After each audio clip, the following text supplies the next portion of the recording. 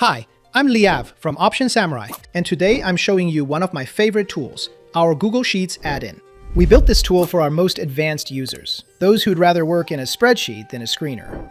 The add-in runs in Excel too, by the way, and to save you the setup, we have created ready-made templates. This one you're seeing, for instance, is the Watchlist one. Here's the problem with building your own option sheet. You spend a Sunday on it, it's beautiful, and then the contracts expire.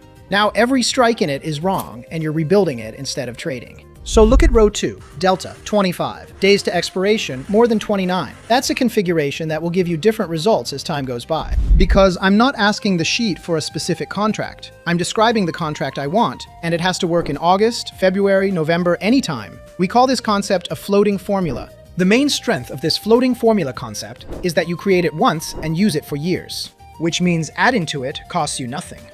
Watch. New row. Type IBM and copy-paste the formulas from the other columns. Columns B through I will host the info on the underlying. You have the price, the market cap, implied volatility rank, and more. Columns K through O are the covered call that matches my criteria from the second row. And it's not just rows. Right now I'm looking at delta and theta, but say I want Vega too.